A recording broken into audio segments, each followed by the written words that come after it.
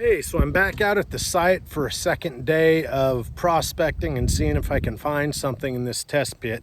If I can't, I'm gonna move back to the original site because I know that there's fossils there and I really want to be able to show some discoveries and some exciting things before I jump in the school bus and start heading back to the West Coast. So I wanted to show you, I'm standing right in front of the original site. So the original site is right there behind me. And then all the way across the canyon, right there, that is the test pit area that I'm digging. So I'm hoping to maybe go up a little higher today and further back into the bank. I'm gonna give it a couple hours, and like I said, if I don't find anything, I'm gonna come back to this original site because I know that there's stuff literally right underneath my feet. So hopefully later on I'll be able to update everybody and show you something cool, and if not, we'll be back here.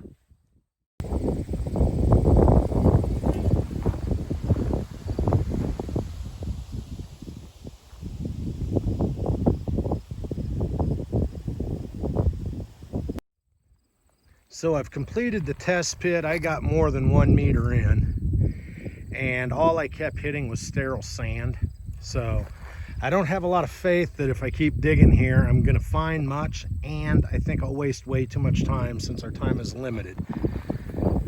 I'm gonna head back over to the original side of the site and start cleaning it up, and we'll get torn into there.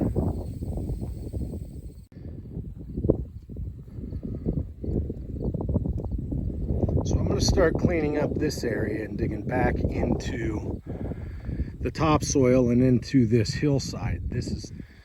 So as you can see, I've cut a fairly decent little test pit right there.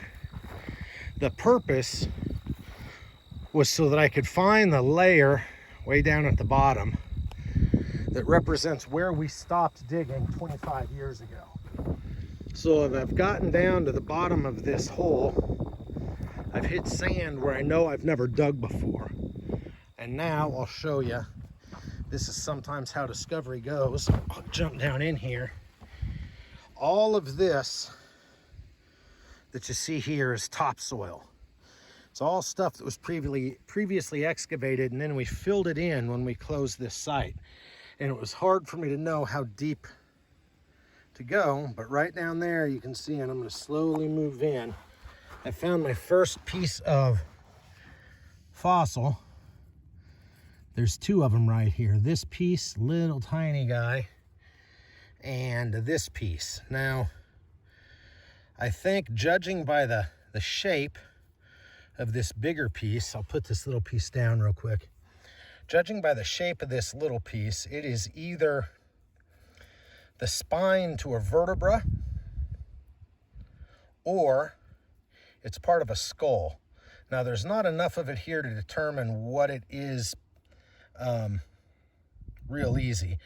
It might be able to be compared to other vertebra or skulls from this site, and I could possibly determine what it is, but that's our first fossil, and it was laying right in here. And then in that first video, I talked about how this site was good for macro or large fossils and micro fossils. This little bone right here, if I can get it to flip over, we're looking at a radius or an ulna to a very small, maybe mouse or vole or some creature like that. But it is as old as everything else on this site. So right there is a 1.5 to 2 million year old rodent bone. And it's right next to a 1.5 to 2 million year old fossil. The longer I look at it, I think it's part of a vertebra. So a big mammal vertebra and then a small mammal long bone, leg or arm bone. So I'm in the layer. You can see down here too, I'll show you all this sand and gravel. This is the bottom of an ancient river system.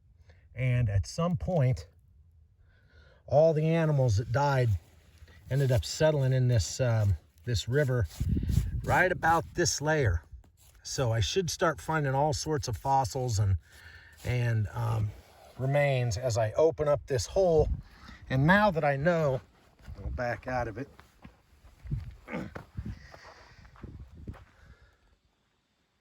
Now that I know where the layer is, I know how deep I'm going to have to go to open up a decent sized excavation. So one of the things this site is known for, with it being an ancient riverbed, is a lot of bone chunks and broken fossils that can't be identified. As I push back to try to open up this hole so I can get a good excavation area, I'm running into, and I've got a pile of them here, all sorts of bigger chunks of fossils. So I'll hold these up. These are all larger pieces of bone. Some of these might be identifiable, like this piece here. There's a lot of structure to it. It's a decent sized fossil. It would have belonged to one of the larger mammals on this site. So it could be camel, horse. It's probably not big enough for elephant, but it could also be ground sloth or something like that. So I've got these bigger chunks, which means we are really starting to get into things. These I'm not too worried about because, like I said, they're just pieces, they can't be identified. But what I'm gonna do is try to stay now significantly above the bone layer so I can open this stuff up, and then we can come from the top down instead of coming in from the side. But as I kind of dig back in here, I wanted people to be able to see how this goes. And the reason I'm undercutting this is this topsoil is so compacted and so hard from years and years of this is all stuff we dug up, and then after, you know, years and years of rain and snow and rain and snow, it is rock hard. So I'm hoping if I undercut it above the fossil layer, I can get this harder stuff to break off in big chunks, and then I can throw it out of the way and really start getting into the excavation. So what I'm trying to do right now is I'm hoping not to run into major fossils, because I don't have an area open flat enough to where I could map and really know where things are as far as the level. So what I'm really hoping to do is just to push this back to get this topsoil to collapse off so that I can really get into this site, which will be great. You can tell that this hole is getting bigger. Right down there at the bottom is the bone layer, and I'm trying to expand out. And as I've started to expand out right down here in the very bottom, I can see what appears to be the end of a fairly decent sized long bone that's been broken off. So what I'm going to do is I'm going to come down from the top, and I'll set the camera up so hopefully you can watch. This thing could be this long, or it could be substantially longer and identifiable. Once I get it out of the ground, this will probably be it for the day, because I've found the bone layer and it's getting ready to rain, it looks like. So I want to make sure that I can be in and out of here before that happens. So let me set up the tripod and you can watch us excavate and maybe discover our first identifiable fossil.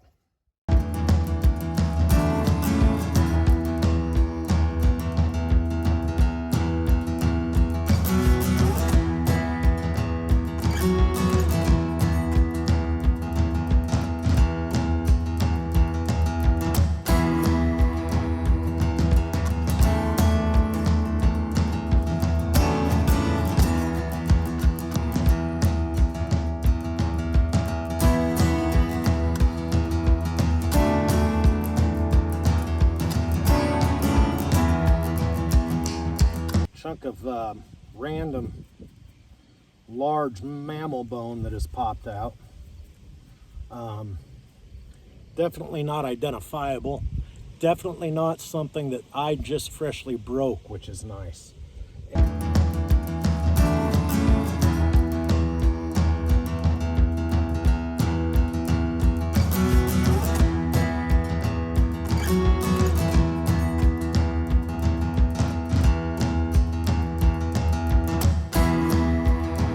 Identifiable, I will leave it in the ground and come back once the rain is done, and I will set up the north-south line again, because it's the original line that we used when we first discovered this, and I will map this fossil based on the same grid system and mapping system that we used 25 years ago. And the cool thing is once that's done, I could add these map pages to the original maps, and have a large, complete image of every fossil that's been found, the direction. So you see this one, if it ends up being mapped, I'll set a compass down here and I will map this. It's running to the southwest. So it's running almost due northwest, south, or southwest northeast is the way it's running. It's oriented.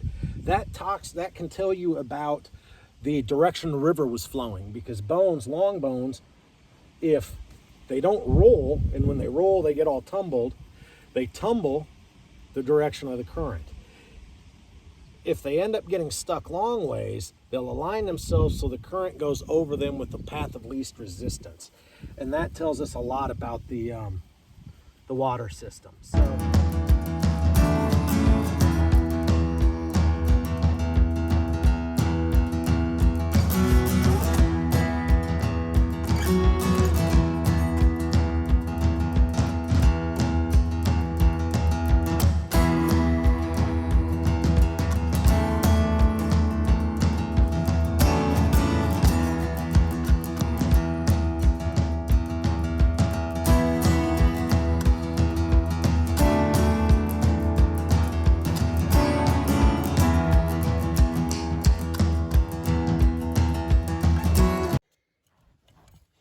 so now you can see this a little closer up. You can see the size of it compared to my paintbrush. It's about the same length, or maybe even my hand. That might be a better comparison.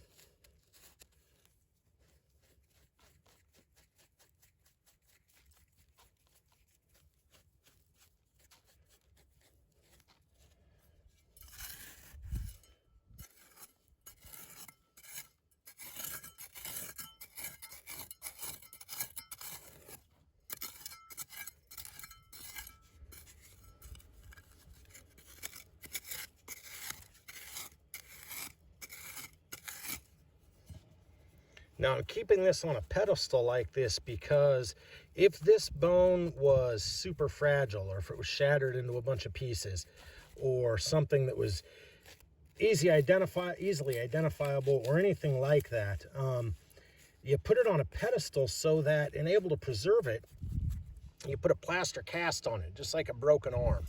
So in the field, once we get the site fully opened up, something like this, I'd spray preservative all over it, and you let it sit for a couple hours, and you'd spray preservative on it again.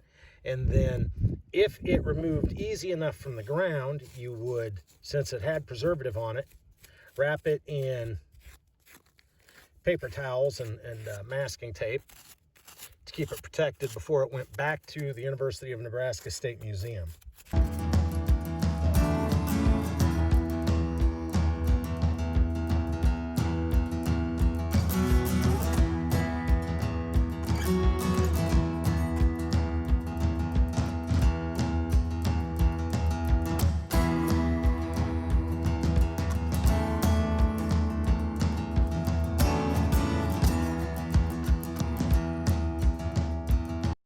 This thing